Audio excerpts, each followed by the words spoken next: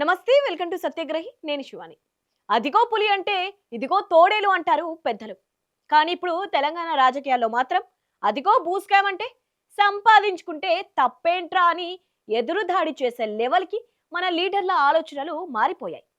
రాష్ట్రంలో ప్రస్తుతం ఏ television channel చూసినా, ఏ సోషల్ మీడియా రీల్ చూసినా ఒకే ఒక్క హాట్ టాపిక్. అదే 135 కోట్ల భూ కేటాయింపుల వివాదం. ఈ కుంభకోణంలో ముఖ్యమంత్రి రేవంత్ రెడ్డి సోదరుడు అనుముల కొండల్ రెడ్డి పేరు ప్రధానంగా వినిపిస్తుండగా, దాన్ని కప్పిపుచ్చేందుకు, సమర్థించేందుకు కాంగ్రెస్ పార్టీ నాయకులు చేస్తున్న విన్యాసాలు చూస్తుంటే నవాబుల కాలం నాటి కోర్టు హాస్యాలు గుర్తొస్తున్నాయి. అసలు ఈ వివాదం ఏంటి? మన కాంగ్రెస్ ఎంపీలు, మంత్రులు దీనిపై ఇస్తున్న భూ పరాక్రమ వివరాలు ఏంటో ఈ వీడియోలో క్లియర్ కట్ గా చూద్దాం.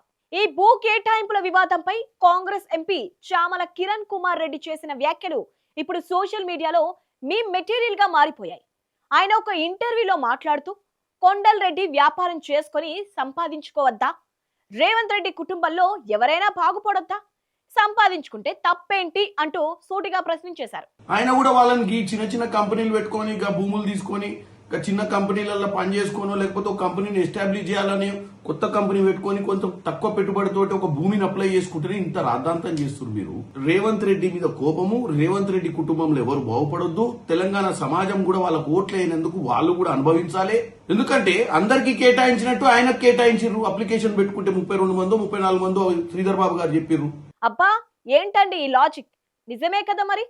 దేశంలో ఎవరైనా పావలా బడ్జెట్ తో వ్యాపారం చేసుకోవచ్చు, కోట్లు సంపాదించవచ్చు. కానీ ముఖ్యమంత్రి పీఠం మీద సొంత అన్న కూర్చున్నప్పుడు ఆ అన్న పక్కనే ఉంటూ ప్రభుత్వ భూములను తక్కువ ధరలకే కొట్టేయడం అనే కళ కేవలం మహాభాగ్యులకే సాధ్యమవుతుంది.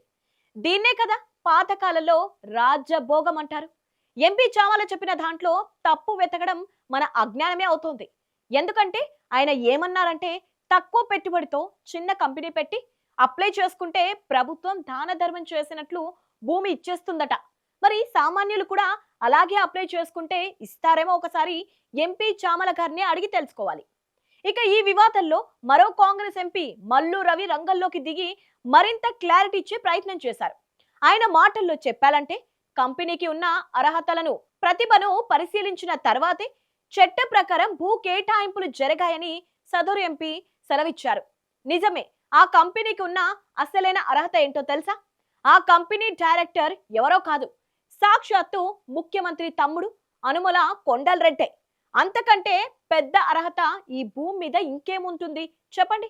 ఐఐటి చదివిన, హార్వర్డ్ లో డిగ్రీ చేసిన రాని ఆ అర్హత CM blood and water relation ద్వారా వస్తోంది. మల్లు రవి సరిగ్గా ఇదే పాయింట్ ను పట్టుకుని, చూడండి చట్ట ప్రకారమే జరిగాయి అని సర్టిఫికేట్ ఇచ్చేశారు.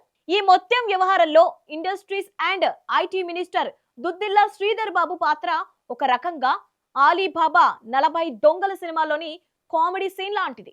ఒకవైపు ప్రతిపక్షాలు వేల కోట్ల విలువైన భూమిని కేవలం 100 కోట్లకు కట్టబెట్టారని ఆధారాలతో సహా నిరూపిస్తుంటే, శ్రీధర్ బాబు మాత్రం మొండిగా ఒకటే మాట చెప్పారు: మా ప్రభుత్వం నిబంధనల ప్రకారమే భూమి ఇచ్చింది, ఉల్లంఘన ఏమీ జరగలేదు.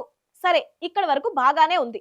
మరి అసలు ఆ వివాదాస్పద కంపెనీ టెస్రాక్ట్ అడ్వాన్స్డ్ సిస్టమ్స్ కి రేవంత్ రెడ్డి కుటుంబానికి సంబంధం ఉందా లేదా అని అడిగితే, శ్రీధర్ బాబు ఎలాంటి మొహమాటం లేకుండా అసలు ఆ కంపెనీకి రేవంత్ రెడ్డి కుటుంబానికి ఎలాంటి సంబంధం లేదని చెప్పేశారు. శ్రీధర్ బాబు గారు, మీ పార్టీకి చెందిన ఎంపీలేమో కొండల్ రెడ్డి వ్యాపారం చేసుకుంటే తప్పేంటి, ఆయన అప్లై చేసుకుంటేనే ఇచ్చామని బాహాటంగా ఒప్పుకుంటుంటే, మీరేమో అసలు ఆ కంపెనీకి రేవంత్ రెడ్డి కుటుంబానికి సంబంధమే లేదని బుకాయిస్తున్నారు.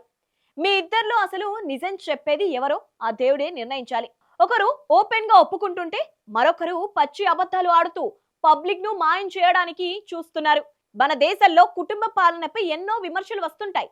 కానీ రేవంత్ రెడ్డి పవర్ లోకి వచ్చిన వెంటనే నా కుటుంబం, నా అన్నదమ్ములు బాగుపడాలి అనే గొప్ప సోషలిస్టు భావనతో ఈ భూ కేటాయింపులకు శ్రీకారం చుట్టారు. సామాన్యుడు వ్యాపారం చేయాలంటే ఆస్తులు అమ్ముకోవాలి, బ్యాంకుల చుట్టూ తిరగాలి.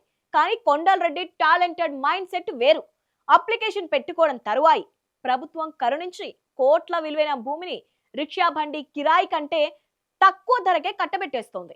ఈ భూ స్కామ్ గుర్తించిన వార్తలు, సీసీటీవీ ఫుటేజ్ లాంటివి కాకపోయినా ఈ భూ కేటాయింపుల ఫైల్స్ చూస్తే మాత్రం సోషల్ మీడియాలో నెటిజన్లు పెడుతున్న మీమ్స్ చూసి పొట్ట చెక్కలవుతోంది.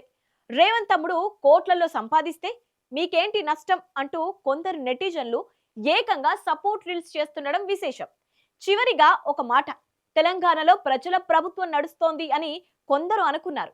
కానీ తెర వెనక మాత్రం కుటుంబ పాలన, కొండలరెడ్డి సంపాదన అనే సరికొత్త ఎకనామిక్స్ మోడల్ అమలవుతోందని ఈ ఉదాంతం ద్వారా స్పష్టమవుతోంది. ప్రతిపక్షాలు ఆధారాలు బయటపెట్టినా, మంత్రి శ్రీధర్ బాబు ఎన్నెన్ని కవరింగ్లు ఇచ్చినా, ఎంపీలు చామల కిరణ్ కుమార్ రెడ్డి, మల్లు రవిలు ఎంతగా సమర్థించుకున్నా ప్రజలకు మాత్రం అసలు విషయం అర్థమైపోతూనే ఉంది. కొండలరెడ్డి సంపాదించుకోవద్దా అనే ఆ మహా ప్రశ్నకు సమాధానం వచ్చే ఎన్నికల్లో ప్రజలే బ్యాలెట్ బాక్స్ ద్వారా గట్టిగా చెప్తారనడంలో ఎలాంటి సందేహం లేదు.